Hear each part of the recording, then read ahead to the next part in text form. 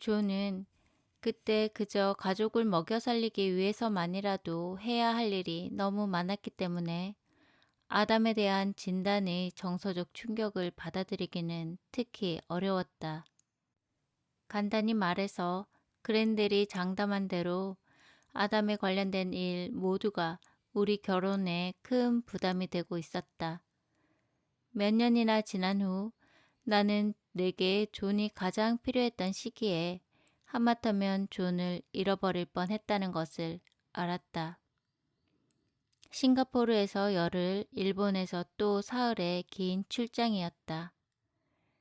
그 출장 동안에 우리가 전화로 얘기를 많이 하지는 않았지만 나는 그와 긴밀히 접촉하고 있었다. 보이기가 그동안 내내 간헐적으로 일어났다. 그 여행 중에 보이기가 일어날 때마다 함께 일어나는 감정은 거의 견딜 수 없는 슬픔이었다. 나는 그때 내가 느낀 슬픔이 실은 존의 슬픔이었다고 믿는다.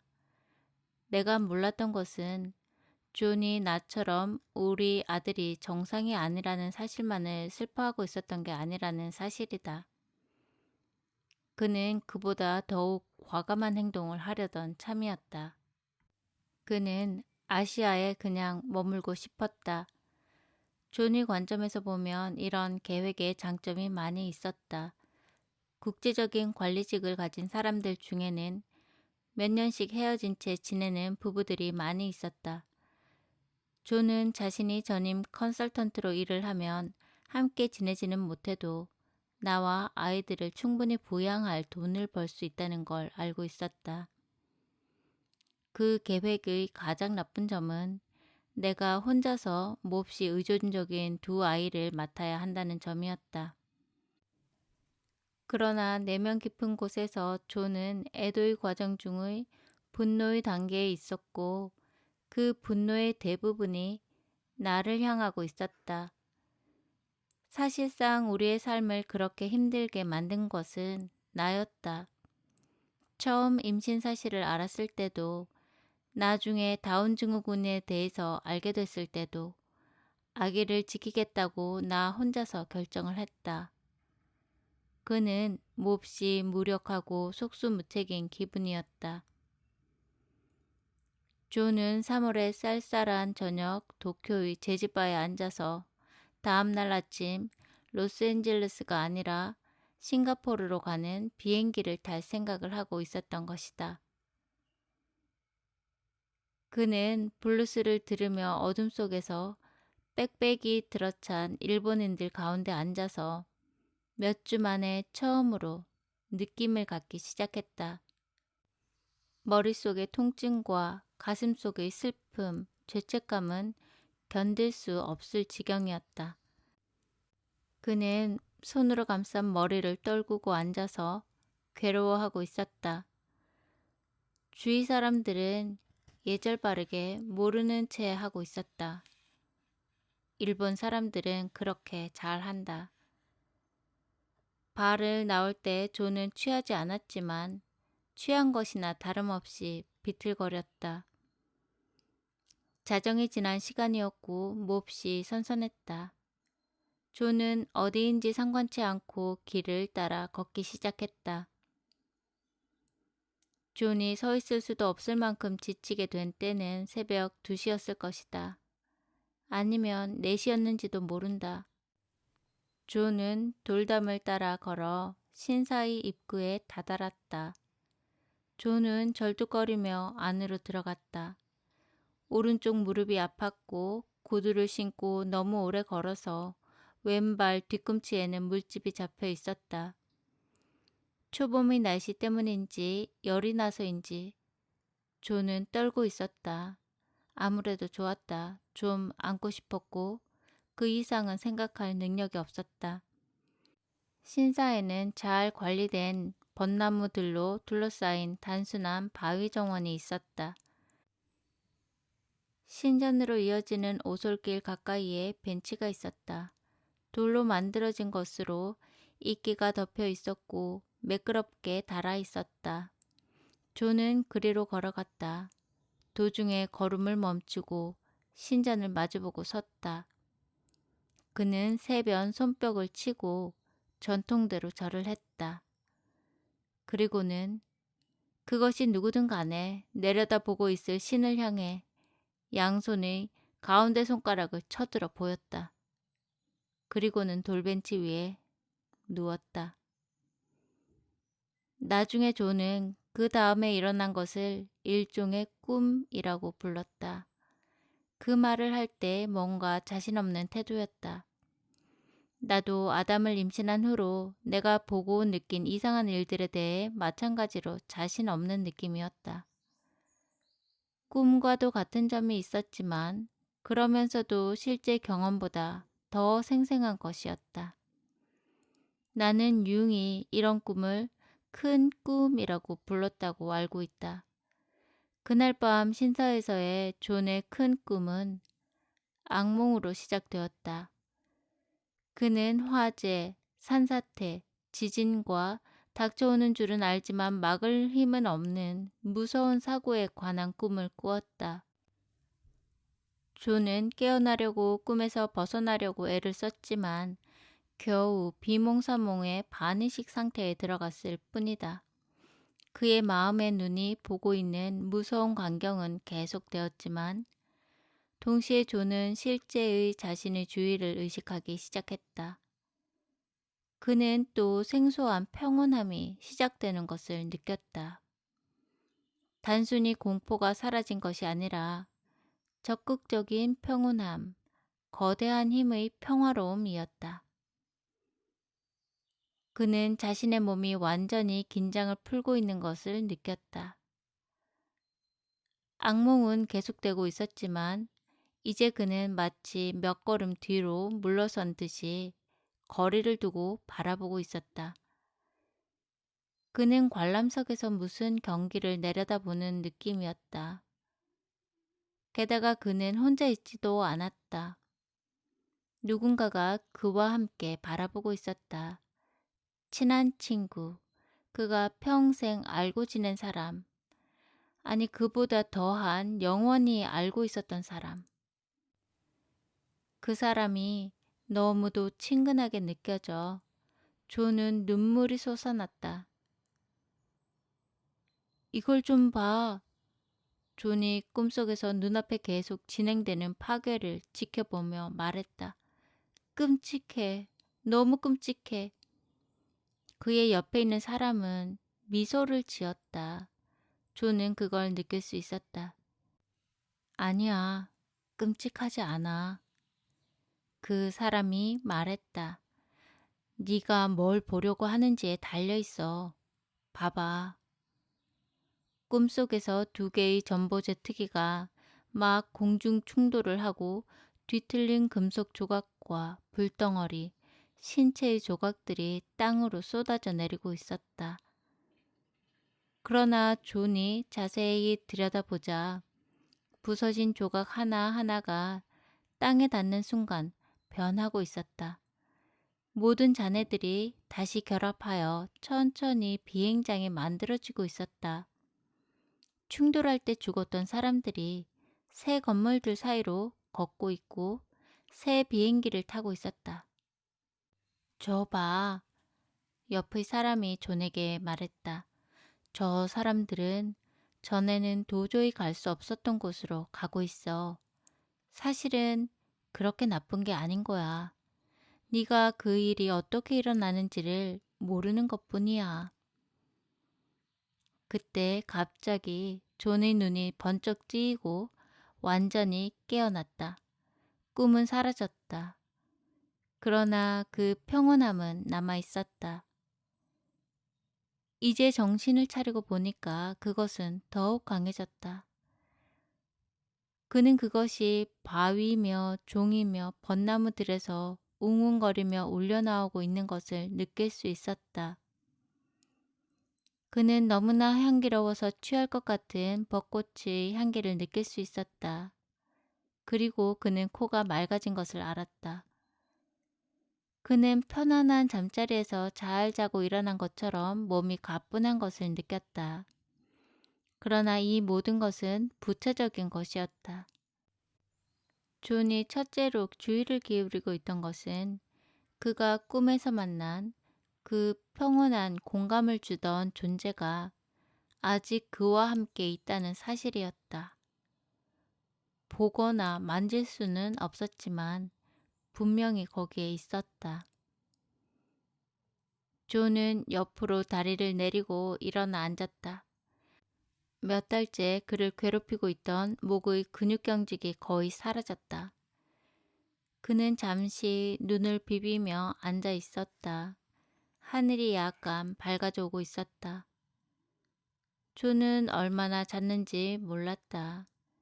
그는 그의 옆에 있는 존재가 그저 또 하나의 꿈이 아닌지를 알아내려고 이런 것들을 주의해서 기억했다.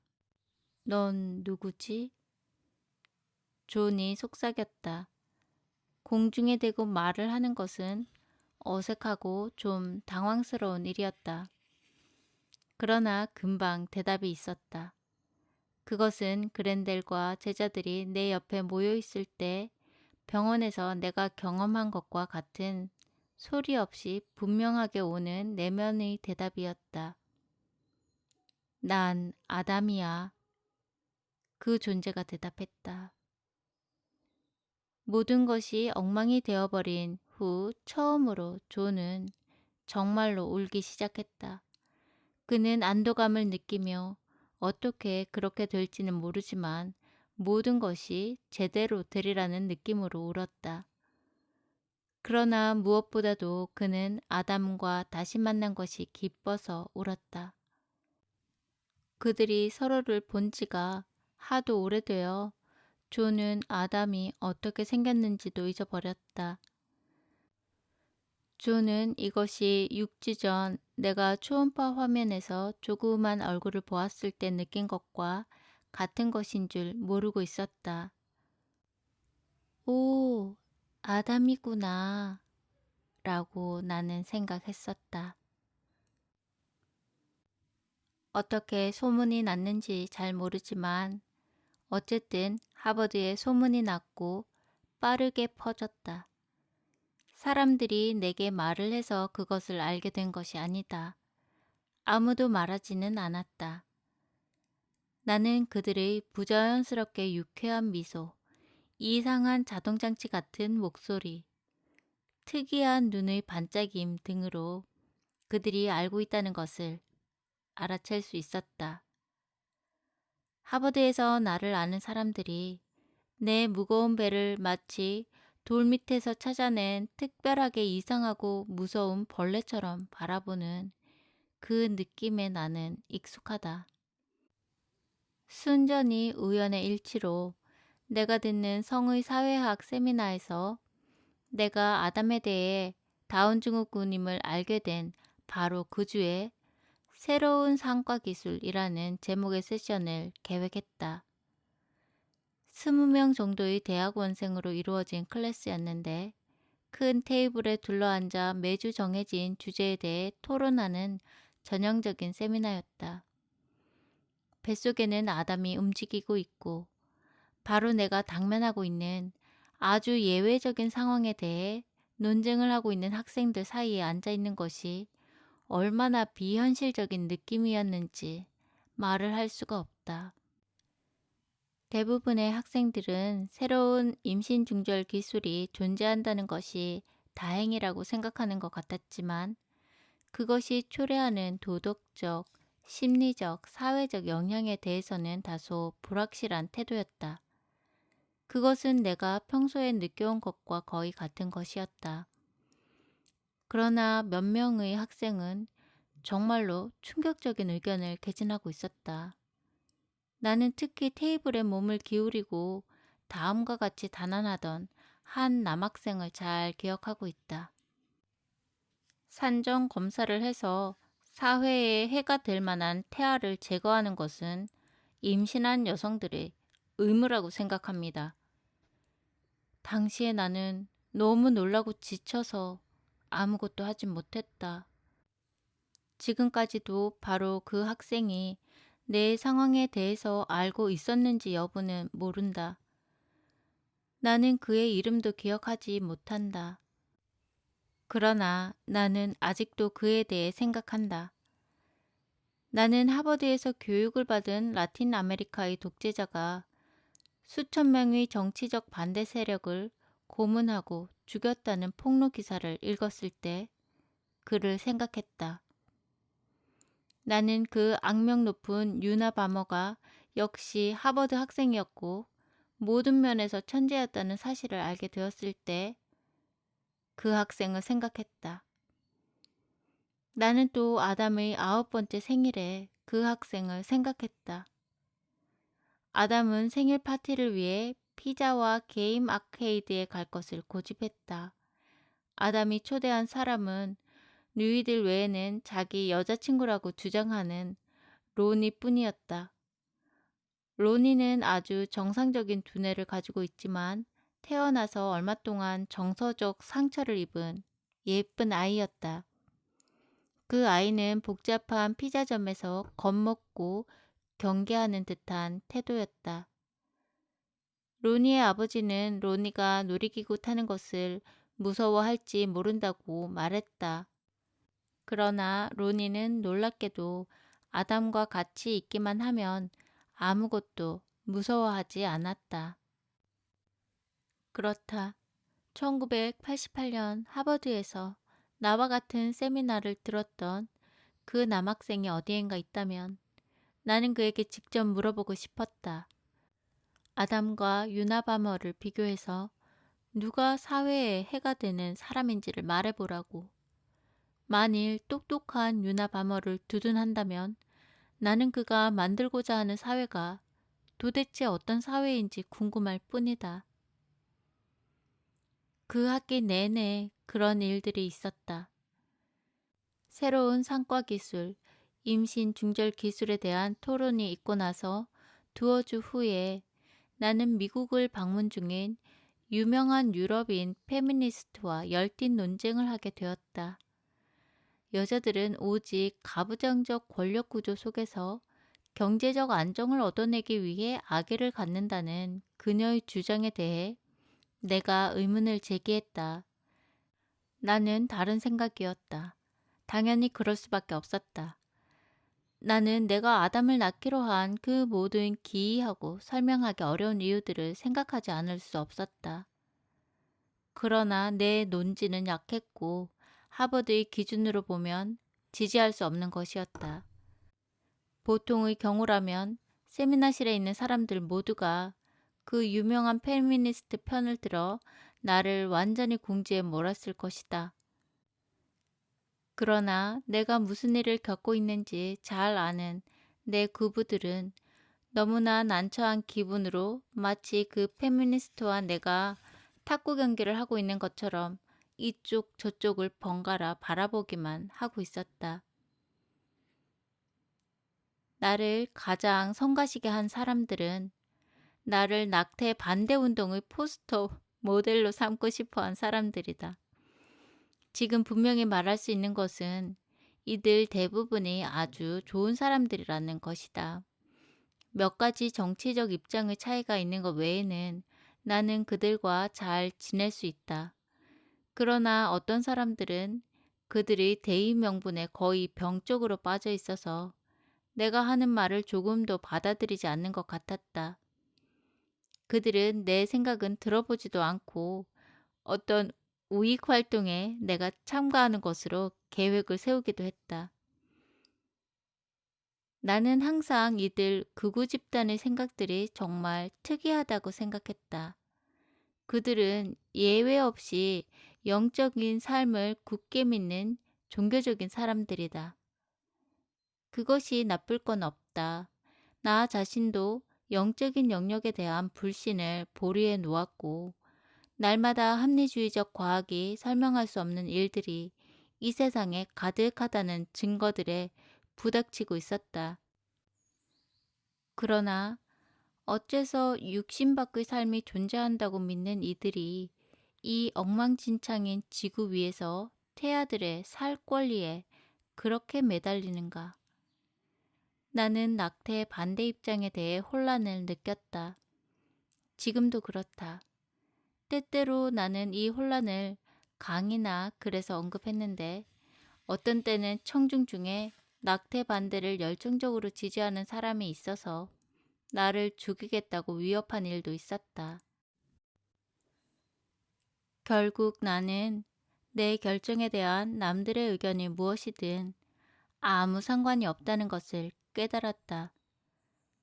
중요한 것은 내가 한 선택이 결국은 내가 가야 할 곳으로 데려다 줄 거라는 것이다. 이것은 존의 아시아 출장, 그가 돌아오지 않겠다고 결심했던 그 출장 동안에 특히 분명해졌다. 내가 부모님 댁 유타에 가서 2, 3일 되었을 때 사촌 리디아가 나를 보러 왔다. 리디아는 나와 동갑이었고 우리가 20대 중반이었던 그때 둘 다 나름의 문제들을 안고 있었다. 아담에 관련해서 유머라는 양날을 가진 도구를 사용하도록 처음 도와준 것이 리디아였다. 우리는 리디아의 차를 타고 눈에 덮인 산들 사이로 드라이브를 했다. 눈 덮인 산은 항상 내 마음을 달래주었다. 케이티는 뒷자리에 안전벨트에 매여 있고 아담은 내 뱃속에서 대시보드 쪽으로 향해 있었다. 리디아는 신중하게 이것저것 물었고 우리는 리디아가 겪어온 것들, 특히 아버지가 일찍 돌아가신 후의 생활에 대해 이야기했다. 그러다가 우리는 울먹거리게 되었다. 리디아는 눈더미 옆에 차를 세우고 함께 실컷 울었다. 그러고 나서 리디아는 얼굴을 닦고 한숨을 쉬고 나서 말했다. 생각해 봐봐. 말하자면 이렇게 되는 거야. 넌 아주 똑똑한 아이 하나하고 아주 멍청한 아이 하나를 갖게 되는 거야. 그게 그렇게 나쁜 거니? 나는 웃기 시작했다. 나의 아버지의 억지 웃음이 아니라 정말로 웃는 자연스러운 웃음이었다. 그런 종류의 웃음은 눈물을 막는 것이 아니라 눈물을 보완하는 것이다. 아니, 그렇게 나쁜 일 같지는 않네. 내가 말했다. 그리고 입술을 깨물었다. 단지 사람들이 아이를 어떻게 바라볼까 생각하면 그게 정말 괴로워. 장애 아들의 부모가 쓴 책에서 그런 이야기를 많이 읽었다. 그들은 모두 다운 증후군 아이를 가진 사람들은 남들의 구경거리가 되는 치욕을 견딜 줄 알아야 한다고 말한다. 그래, 그러니까 최악의 경우를 상상해보자. 리디아가 말했다. 네가 아기를 안고 버스 정거장이나 어디에 이렇게 앉아있다고 쳐. 그때 어떤 뚱뚱한 아줌마가 와서는 이러는 거야. 어머, 그 아기가 좀 이상하네요. 나는 몸서리를 쳤다. 바로 그거야, 내가 말했다. 그럼 넌 이렇게 하는 거야. 리디아는 안고 있는 아기를 자세히 들여다보는 신용을 했다. 그리고는 놀란 듯이 눈을 크게 뜨고는 어머나, 정말 아줌마 말이 맞네요. 우리는 함께 자지러졌다. 우리는 너무나 심하게 웃어대는 바람에 배 근육에 쥐가 났고 나는 차에서 내려 주위를 걸어 다녀야 했다. 리디아와 이야기를 하고 나자 다른 친척들이 아기에 대해 말하기를 피하는 이상한 태도를 견디기가 훨씬 쉬워졌다. 그 3월의 여행 후 존과 내가 케임브리지에서 다시 만났을 때 우리는 서로에게 어떻게 말을 할지를 몰랐다. 우리가 헤어져 있던 짧은 기간 동안에 둘 다 크게 달라졌다. 우리는 달라진 우리 자신이 젖은 솜털과 비틀거리는 다리를 가진 알에서 막 깨어난 병아리들처럼 상처받기 쉬운 존재가 되어 있는 느낌이었다. 우리는 우리 속에서 일어난 변화를 분명하게 서로에게 말하지 않았다. 둘 다 오해를 받을까봐 신경이 쓰였고, 우리가 얼마나 혼란스럽고 얼마나 허약한지를 드러냈을 때 조롱을 받지 않을까 겁이 났다. 그래서 우리는 어색하게 말을 하지 않는 것으로 스스로를 감추었다. 사실 많은 사람들이 대체로는 그렇게 한다고 나는 믿는다. 3월이 다 가서야 존과 나는 우리의 침묵을 깨뜨렸다. 우리는 한동안 말없이 앉아 있었다. 존은 몇 분간 울었다. 대부분의 여자들이 잘 알고 있는, 그러나 대부분의 남자들은 자기 자신에게 허용하려 하지 않는 그 치유의 울음이었다. 나는 이번에는 울지 않았다. 나는 남편에게 팔을 두르고 몸을 붙이고 앉아 있었다. 그래서 아담이 발길질을 하면 두 사람이 다 느낄 수 있었다. 잠시 후 존은 다시 조용해졌다. 그러나 이제는 우리가 지난 몇 주 동안 유지해온 가볍고 연약한 억눌린 침묵이 아니었다. 그것은 온갖 괴로운 진실들을 다 말하고 난 다음에 나오는 고요함이었다. 이윽고 존이 말문을 열었다. 나는 그 아이를 사랑할 수 있는 사람은 나뿐인 줄 알았어. 나도 그렇게 생각했어. 당신이 전과 달라졌어. 당신도 그래. 존은 길게 깊은 숨을 쉬고 나서 천장을 향해 팔을 뻗고 내 어깨에 내려놓았다. 지금도 겁이 나? 그가 물었다. 그래, 나도 겁이 나.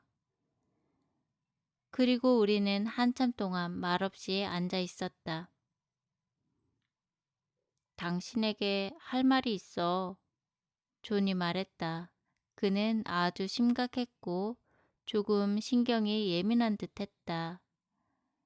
나는 끔찍한 일을 적어도 1000가지쯤 예상하며 심장이 빨라지는 것을 느꼈다. 나는 걸핏하면 그런 식으로 생각하고 있었다. 이걸 잘못 생각하지 말았으면 좋겠어. 난 아기를 크리스라고 부르고 싶지 않아. 존이 천천히 말했다. 나는 눈을 깜빡였다. 당신이 생각하는 그런 건 아니고, 아기가 집안 사람의 이름을 갖는 게 싫다거나 아기에 대해 다르게 느끼거나 해서가 아니야. 알겠어. 내가 조심스럽게 말했다.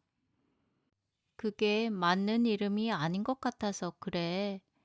어떻게 설명을 할지 모르겠네. 하지만 그런 것 같아. 머리밑이 따끔거리는 것 같았다. 점점 더 자주 일어나는 전기가 통하는 것 같은 그 익숙한 느낌이었다. 그 즈음에는 아기에 대해, 아담에 대해 생각을 할 때마다 그런 느낌이 생겼다. 나는 마음속에서 아기를 늘 아담이라고 부르고 있었다. 그 이름이 너무나 강하게 머릿속에 자리를 잡고 있어서 나는 그만 항복을 하고 출생증명서에 아니면 사망증명서에 이름을 써야 될 때 존에게 어떻게 말을 해야 되나 하고 생각하고 있었다. 존의 걱정스런 눈이 내 얼굴을 살폈다. 화났어? 아니야, 내가 말했다. 나도 실은 같은 생각이야. 내 생각에도 크리스가 그 애한테 맞지 않는 것 같아.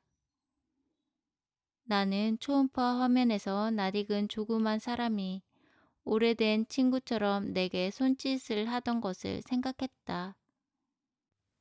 어떤 이름으로 하고 싶어? 내가 물었다.